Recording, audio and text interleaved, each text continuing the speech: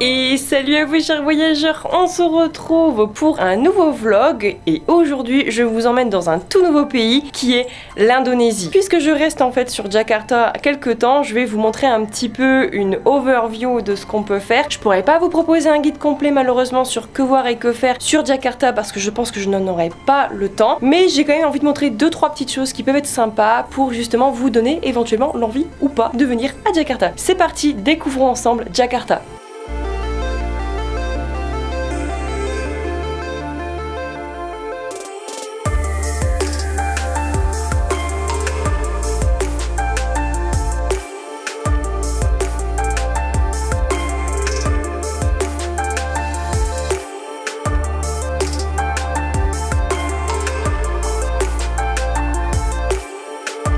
Si vous avez vu le vlog précédent sur Bangkok, vous avez vu que je vous ai déjà emmené dans un Chinatown et là j'ai récidivé. Mais je m'explique parce qu'en fait je voulais faire des musées aujourd'hui mais dimanche après-midi c'est fermé. Donc qu'est-ce que j'ai en option? J'ai donc le Chinatown et après j'irai dans le quartier hollandais. Et puis ça fait plaisir Chinatown, on trouve toujours des jolies choses, non?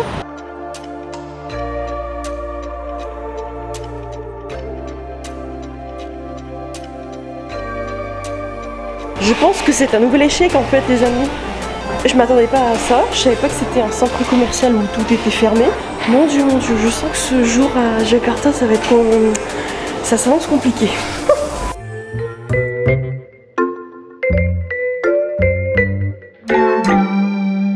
Non mais ne venez pas le dimanche après-midi, ça sert strictement à rien. Tout est fermé sauf quelques magasins d'électronique, donc c'est une déception. Qu'est-ce que je vais faire? En gros ce que j'ai fait c'est ça, c'est le Pasar Glodok. Donc en fait c'est un mall normalement dans lequel il y a plein de boutiques chinoises. Je vais essayer de passer du coup dans l'arche ici pour voir s'il n'y a pas des trucs dans les petites ruelles, mais je sais pas, je le sens mal.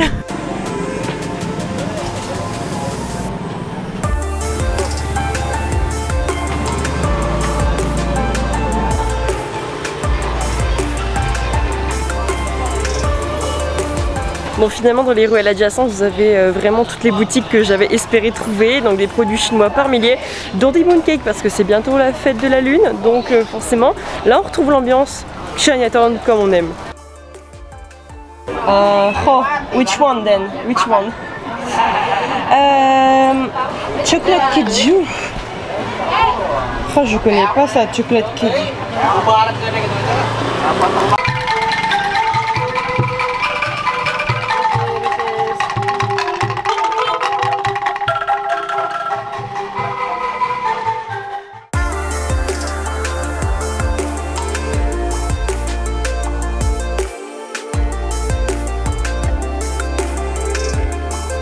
J'aime pas comparer mais c'est vrai qu'ici le Chinatown il a l'air beaucoup plus dans vraiment la tradition. Je sais pas si c'est ça. Je sais pas si c'est moins marketing ou pas, mais en tout cas on trouve un peu tout. Et il y a même des restaurants chinois si vous voulez sur le côté. D'ailleurs moi je vais en tester un parce que j'ai envie d'un bon thé chinois. Je transpire de la moustache, excusez-moi. Et je pense que là il y en a un qui est assez réputé donc...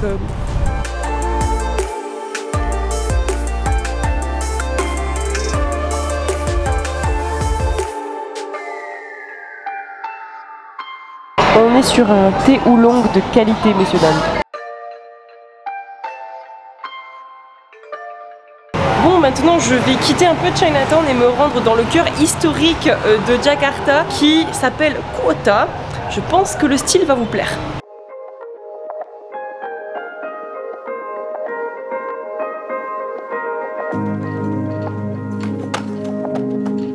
Minus.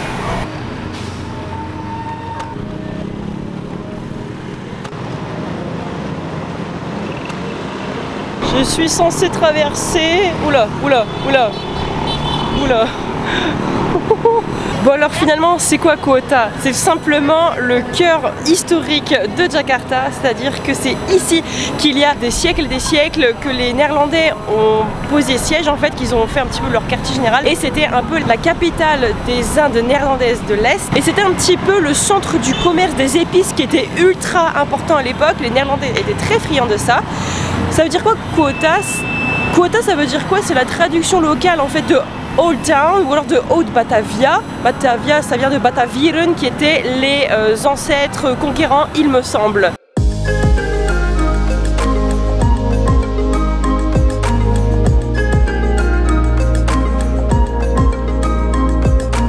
Donc forcément ici sur Koh Ota, donc la vieille ville, on retrouve un petit peu les influences néerlandaises, hein, donc de par surtout l'architecture coloniale. Donc on va retrouver vraiment ce contraste avec le reste de Jakarta, c'est assez curieux je trouve. Et dans cette zone, il y a énormément de musées. Donc vraiment si vous êtes fan de culture, il y a plein de choses à visiter. Musée de la banque, musée de l'histoire, enfin j'ai vu qu'il y avait le musée Mandiri aussi, enfin il y a le choix.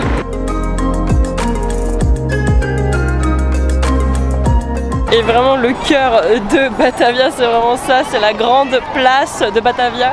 Il y a vraiment tous des bâtiments coloniaux qui l'entourent, c'est absolument magnifique je trouve, avec la végétation, les palmiers qui poussent, c'est trop beau. Là-bas, ce que vous voyez derrière, le truc bien lumineux, en fait c'est le café Batavia, genre le café le plus connu, qui apparemment a un style très mésocolonial de l'époque. Je vais essayer d'aller là ce soir.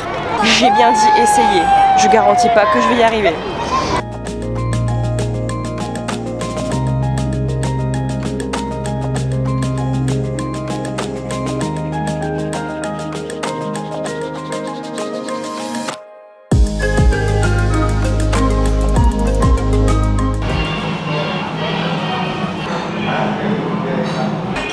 Where can I sit? Upstairs? Okay, thanks. Wow.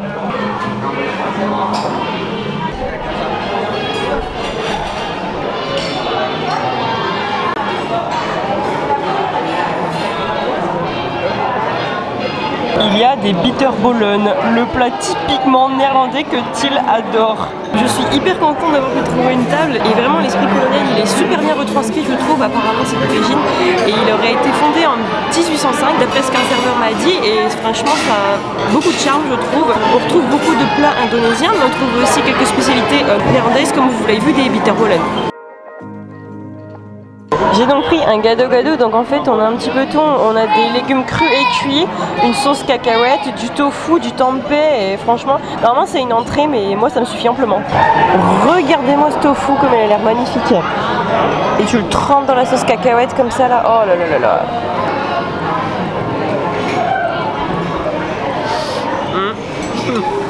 Sauce cacahuète avec la citronnelle, j'aime trop la cacahuète, je pense que vous savez, mais là c'est juste magnifique quoi. Ça c'est des saveurs de l'Indonésie, vraiment.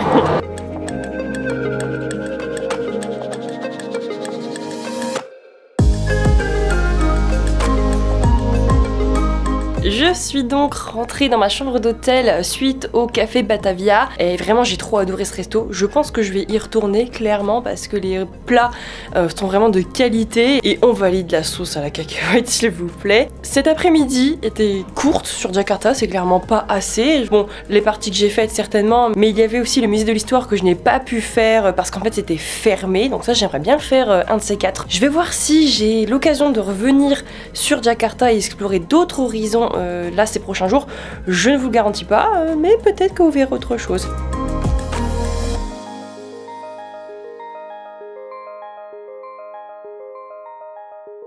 Et bonjour! Et bien devinez quoi, je vais pouvoir vous emmener voir un autre quartier de Jakarta qui est situé un petit peu plus au sud de Kemayoran ou alors de Kota Tua. Ici en Indonésie j'ai vraiment du mal avec les mots, mais je vais m'améliorer, je promets. C'est parti, du coup je vais booker un Grab pour y aller parce que la flemme de prendre le bus clairement. Et Grab c'est pas cher.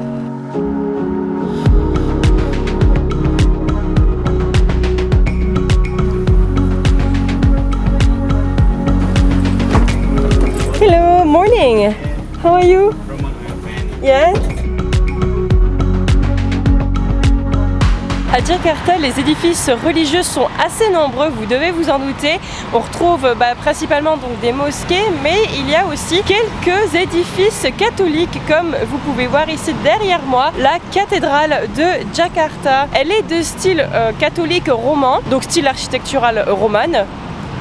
Sa façade elle est super impressionnante je trouve, et elle n'est pas si ancienne que ça finalement, donc surtout au 19e siècle. Elle s'est cependant effondrée, j'ai pas su pourquoi, et elle a été reconstruite telle qu'elle. Et la cathédrale se situe juste en face de la mosquée Istiqlal, je sais plus.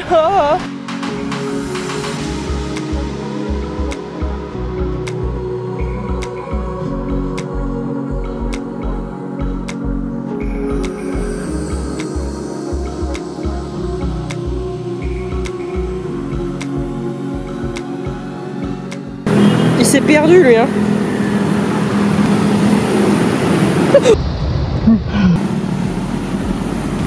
Et donc on enchaîne tout de suite avec la mosquée Istiqlal qui est dans le même quartier que la cathédrale de Jakarta. Ici c'est une mosquée qui est d'une importance considérable puisqu'il s'agit de la plus grande mosquée de toute l'Asie du Sud-Est et la 6e plus grande mosquée du monde. C'est quand même pas rien. Pour l'anecdote, Istiqlal ça signifie indépendance en arabe. Elle a été en fait élaborée suite à l'indépendance de l'Indonésie.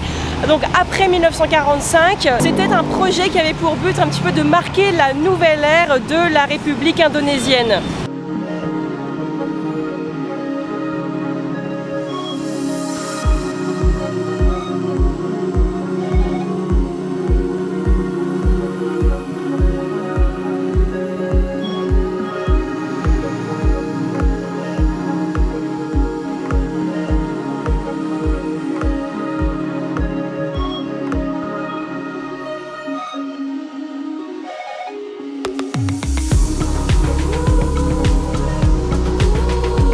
Il se trouve aussi à quelques minutes à pied donc de la mosquée et de la cathédrale le monument national. C'est en fait un monument qui est assez remarquable, il nous évoque un petit peu la forme d'un obélisque sur lequel est surmontée une flamme. C'est vraiment dans un parc, c'est un monument un petit peu central j'ai envie de dire dans Jakarta. Le problème c'est que lundi c'est fermé. À côté il y a aussi le musée national de Jakarta qui apparemment a une collection de dingue qui est fermé aussi le lundi.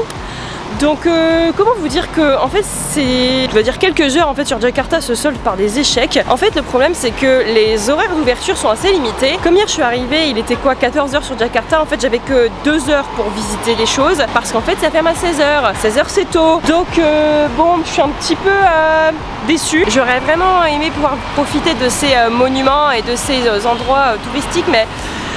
Alors tout simplement, je me suis rendu compte par la suite que ce jour-là, c'était le premier jour de l'événement mondial G20, donc c'est normal que tous les bâtiments publics et touristiques étaient fermés, c'était pour garantir la sécurité des chefs d'État. Je suis pas très positive j'ai envie de dire par rapport à ça.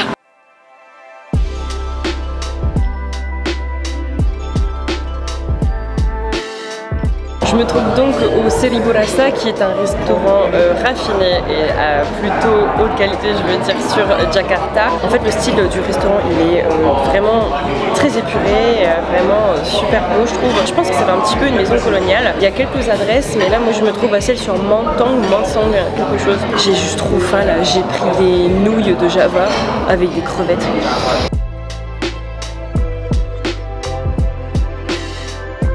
Elles ont l'air succulentes ces nouilles, regardez-moi ça. Franchement, des petites nouilles de Java avec des... Oh, ça a l'air trop bon. C'est succulent, franchement.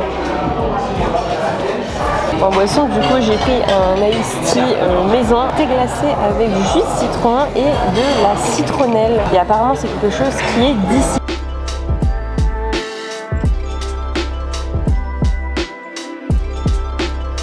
Je me suis régalée, c'était absolument divin le plat et en vrai ça va, c'est juste je dirais 10 € ce que j'ai payé, donc bon c'est vrai que c'est plus cher que la vie locale mais franchement si vous voulez vous faire plaisir, j'attends mon Grab mais pas Grab voiture, Grab moto.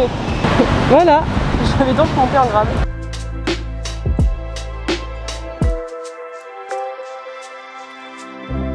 J'ai pas de micro mais je filme quand même, désolé pour le son. Je suis à l'aéroport de Jakarta et comme j'ai de l'avance, je me suis arrêtée pour prendre un petit quelque chose à manger. Je suis tombée dans un resto, je m'attendais pas à ça. Franchement, il faut que je vous montre le concept parce que je pense que si vous avez le temps sur Jakarta, faut essayer. Vous voyez, c'est énorme, c'est cuit dans ce poêlon en fait. Et tout, tu dois mélanger toi-même. Je pense que, petite démonstration, je pense qu'il faut genre faire ça et tu dois faire ça, je crois. D'après ce que j'ai compris, c'est un peu nul ce que je suis en train de faire. Ah oui, il y a du fromage qu'il faut faire fondre, d'accord. Mais c'est énorme, je vais jamais manger tout ça. C'était bon, mais punaise, est-ce que c'est copieux. Bon bah voilà, j'espère que ce petit avant-goût de Jakarta vous aura plu, même si c'était assez court et assez bref. Moi j'ai aimé vous emmener avec moi. Si ça vous plaît et que vous voulez voir d'autres vlogs, n'hésitez pas à suivre cette chaîne. Et aussi sur Instagram où je suis active et je vous partage tout en direct. Sur ce, je vous dis à très bientôt pour de nouveaux vlogs. Tchuss!